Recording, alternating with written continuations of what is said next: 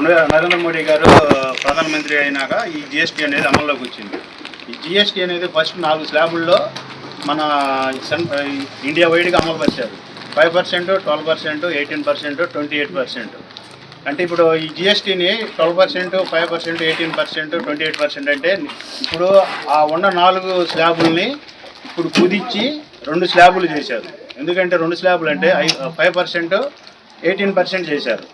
అంటే నిత్యావసర వస్తువులు మరి మన భారతదేశంలో ఎంతో నిరుపేద కుటుంబాలు ఉన్నాయి. మరి వాళ్ళ కళల్లో ఆనందం చూడాలని నరేంద్ర మోడీ గారు ఆ కుటుంబాలన్నీ పైకి రావాలని వారికి జిఎస్టీ 5%, 18% పెట్టారు.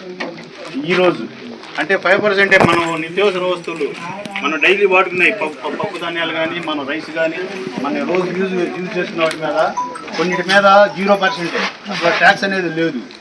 మరి కొన్నిటి మీద టూత్ పేస్టులు కానీ బ్రష్లు కానీ వాటి మీద 5% పెట్టారు. మరి ఆ కొన్ని మన మెడిసిన్ మన మందులు వాడుకో ప్రతి వారికి వాళ్ళ షుగర్కి కానీ బీపీలకు కానీ అందరికీ ప్రతి ఒక్కరు మెడిసిన్ వాడుతున్నారు. ఆ మెడిసిన్ మీద 0 ట్యాక్స్ చేశారు. అంటే ట్యాక్స్ అనేది లేదు జిఎస్టీ.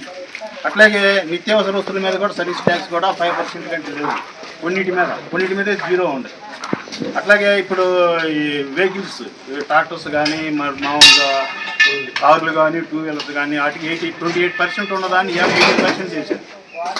ఇవాళ 28%, 18% చేయడం వల్ల పండుగలకి చాలా బళ్ళు నేను చూసాము. కార్లు పోతున్నాయి, 2 వీలర్స్ పోతున్నాయి. ఎవరు ఇష్టం వచ్చిన వాళ్ళు తీసుకుని వెళ్ళిపోతున్నారు. రేట్లు తగ్గినాయి కదా.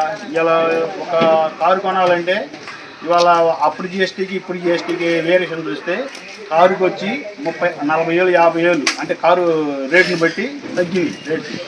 అందుకని చాలామంది బుక్ చేసుకొని కొత్త కారులు తీసుకొని వెళ్తున్నారు.